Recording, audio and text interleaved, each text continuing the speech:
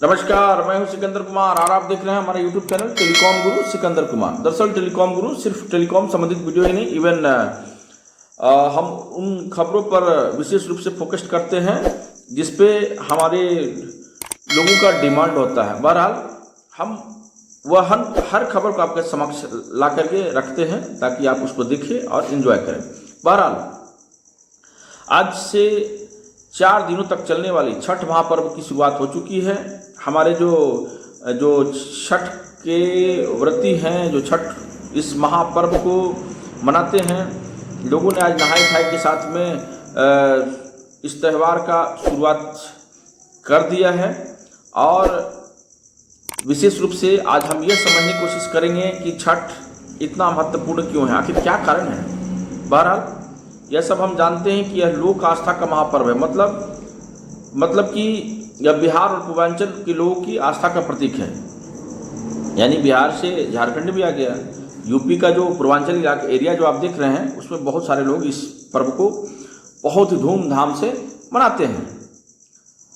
और आस्था पर न तो सवाल किया सकता है और न ही इसका कोई जवाब हो सकता है।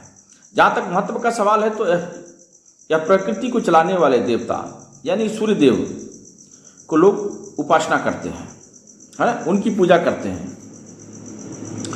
और इसके साथ साथ में यह देवी कात्यायनी से आशीर्वाद मांगने का पर्व है। माँ देवी कात्यायनी, आपको याद होगा कि षष्ठी के दिन जो लोग है ना,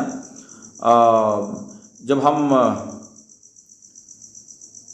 माँ ये दुर्गा पूजा करते हैं, नवरात्र करते हैं, नवरात्र में माँ कात्यायनी का वर्णन आता है। वही कात्यायनी से हम लोग माँ कात्यायनी से आशीर्वाद लेते हैं, है ना। और जैसा हम समझते हैं कि जिसका आदि है उसका अंत है, उसका उदय भी होगा ना। अब चलिए छठ क्यों मनाते हैं। देखो, वास्तविक रूप से सवाल का जवाब कोई नहीं दे सकता। यह बिहार के सनातन हिंदू धर्मावलंबियों के घर में होने वाला पर्व है ना। जो अपने घर में नहीं करते वह दूसरों के घर में जाकर करते हैं, जो दूसरों के घर पर नहीं जाते वह घाट पर जाकर अर्घ्य देते हैं। कोई मनोकामना के साथ करता है तो कोई पूरा होने पर करता है। तो बहुत सारे लोग यूं ही करते हैं आस्था के कारण। मनोकामना छठी मैया पूरी करती है और आस्था सूर्यदेव के प्रति दिखाते हैं।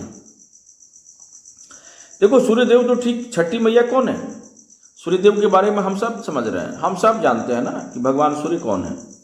जो प्रातः हम लोग उठते हैं और उनका वंदन करते हैं, नमस्कार करते हैं भगवान भुवन को, वही सूर्य है। तो भगवान सूर्य को हर कोई जानते हैं। सूर्यदेव तो इस प्रकृति की ऊर्जा का स्रोत है ना, उनके बिना सब कुछ अधूरा है। छठी मैया देवी कात्यायनी है। यह सूर्य देवी यह जो है सूर्यदेव की बहन है। नवरात्र में भी हम देवी कात्यायनी की पूजा षष्ठी को करते हैं, यानी कि षष्ठी मतलब षष्ठी को, मतलब नवरात्र के छठे दिन। सनातन हिंदू धर्म में जन्म के छठे दिन भी देवी कात्यायनी की पूजा होती है, जन्म के छठे दिन भी, ध्यान रखिएगा। बहुत मार्केबल पॉइंट है दोस्त। इन्हें संतान प्राप्ति के लिए भी प्रसन्न किया जाता है। संतान के चिरंजीवी स्वस्थ और अच्छे जीवन के लिए देवी कात्यायनी को पूजा की जाती है, उनको प्रसन्न किया जाता है। छठी मैया यही है, इसलिए यह समझना मुश्किल नहीं। शेष छठ में सूर्यदेव की पूजा घाट पर होती है। खरना पूजा पहले छठी मैया के लिए ही होती है ना। छठ में ज़्यादा महत्व किसका है? किसी एक बात का ज़्यादा और किसी का कम महत्व नहीं है, लेकिन सबसे ज़्यादा ध्यान शुद्धता और सात्विकता का रखना पड़ता है। मैंने पहले ही कहा कि शुद्धता यानी पवित्रता और सात्विकता यानी कि सत्य वाली भावना आपके अंदर होना चाहिए। ध्यान रखिएगा, सात्विकता बहुत जरूरी है। कार्तिक मास शुरू होते ही लहसुन प्याज खाना अमूमन बंद हो जाता है। धनतेरस या दीपावली से ज़्यादातर लोग सेंधा नमक खाना शुरू करते हैं। यह एक तरह से शुद्धता का माहौल बनाने का प्रयास होता है। छठ के लिए अनिवार्य शुद्धता का मानक पूरा करने के लिए पूर्ण सात्विक होना पड़ता। नहाए खाए से छठ व्रत की शुरुआत होती है, जो कि आज शुरुआत हो चुकी है।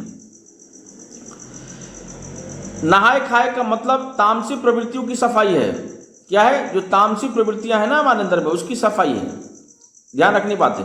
तामसी मतलब कि जो हम गलत आहार करते हैं, हमारे मन में किसी दूसरे के प्रति कुविचार होता है, उससे अग्रसित होकर के है ना, और उन हम कुकर्मों को जो करते हैं ना, उस कुकर्मों से पश्चाताप करने का समय होता है। यही होता है नहाय खाए। तो नहाए मन, क्रम और वचन से शुद्ध होना पड़ता है। नहाय खाए का मतलब तामसिक प्रवृत्तियों की सफाई है, शारीरिक रिश्तों से दूरी रखनी होती है, कम और सुपाच्य भोजन ग्रहण करना होता है ताकि शरीर का भीतरी हिस्सा भी साफ हो जाए। जो माताएं बहनें या जो पुरुष जो इस महापर्व में हिस्सा लेते हैं, जिनके यहाँ छठ पूजा होता है, वो थोड़ी सी शारीरिक जो ये है ना, उससे दूरी बनाना पड़ता है, ध्यान रखना होगा। क्या है? शारीरिक ये चीज़ें नहीं होती है। और इसके बाद नहाय खाए में अरवा चावल का भात और चने की दाल के साथ कद्दू डालकर बने कद्दू को हर कोई खाता है ना। कद्दू का सब्जी भी हमारे यहाँ बनता है। यह पूजा के लिए अलग बर्तन में बनता है। यथासंभव मिट्टी के चूल्हे पर लकड़ी की आग पर यह भोजन शुद्ध घी में ही बनता है। व्रती के लिए सबसे कठिन क्या है भाई? नहाय खाए के साथ ही व्रती की परीक्षा शुरू होती है। नहाय खाए में शुद्ध सात्विक भोजन मिला, लेकिन उसमें सेंधा नमक रहेगा। खरना के दिन मतलब सूर्योदय में शाम में पूजा होने तक जल भी ग्रहण नहीं करना है। खरना पूजा 18 नवंबर को है, यानी कि है ना, सूर्यास्त के बाद शाम में भोजन ग्रहण करने से पहले एकाग्रता यानी छठी मैया के पूजन किया जाता है। किनकी पूजन की जाती है? छठी माता को। छठी मैया का विधिवत पूजन यानी दीप प्रज्वलन, पुष्प अर्पण, सिंदूर अर्पण इत्यादि कर्म से पूजन किया जाता है। इसके बाद मीठा भोजन ग्रहण करना पड़ता है। मुख्यतः खीर, घी तथा लगी रोटी अथवा घी में तली पूड़ी एवं फल ग्रहण किया जाता है। इस दिन व्रती यही सब भोजन करते हैं। पूजा के समय उसी कमरे में खाने के साथ जो पानी पी सके, उसके बाद सुबह के अंतिम अर्घ्य के बाद ही जल ग्रहण करने का विकल्प है। मतलब 18 नवंबर को एक बार शाम में मीठा खाना और पानी, फिर सीधे 20 नवंबर को अर्घ्य देने तक निर्जला। सोचो कितना कठिन है। फिर भी लोग इस महापर्व को बड़े ही संपन्नता के साथ, बड़े ही शक्ति के साथ, बड़े ही शुद्धता के साथ, बड़े ही संस्कार के साथ, और कोई जो भी गरीब हो या अमीर हो, हर व्यक्ति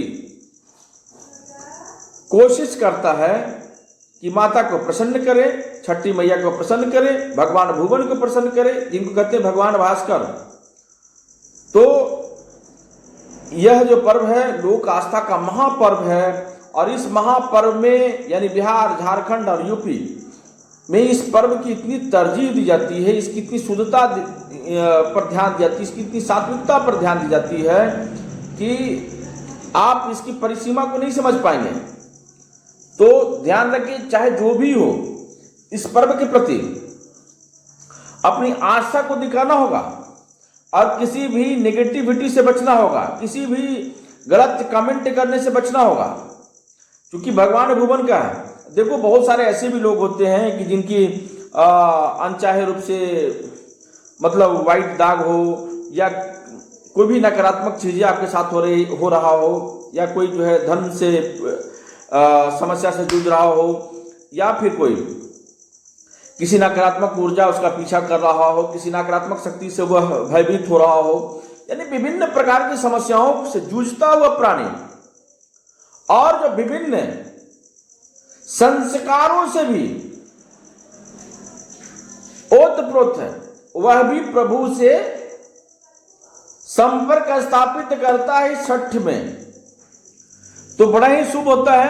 क्योंकि देखो अभी जो है ना, कार्तिक मास का जो छठ है ना, कार्तिक मास, चूंकि इस समय क्या होता है कि मौसम भी अपनी सुंदर अवस्था में होती है, ना तो बहुत ज्यादा ठंड, ना बहुत ज्यादा गर्मी, बहुत ही सुंदर।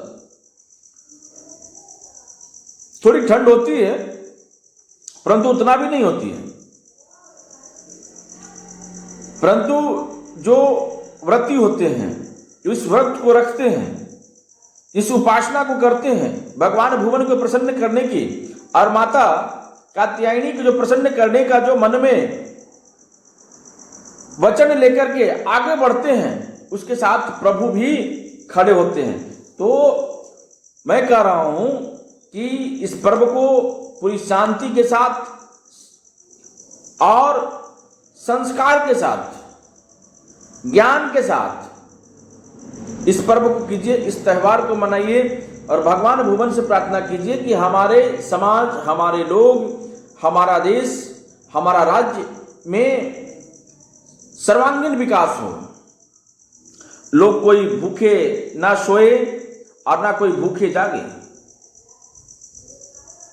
तो हम सब भगवान भुवन को प्रार्थना करते हैं कि सभी व्रती की शक्ति मिले, ऊर्जा मिले, कि वह अपने व्रत को सही तरीके से कर सके।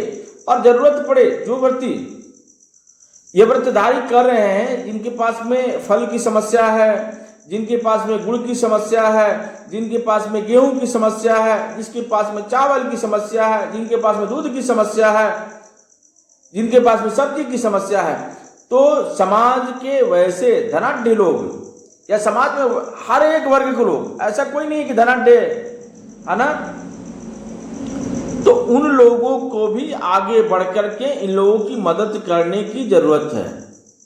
बहरहाल आप देख रहे थे हमारा YouTube चैनल टेलीकॉम गुरु सिकंदर कुमार। मैं हूं सिकंदर कुमार।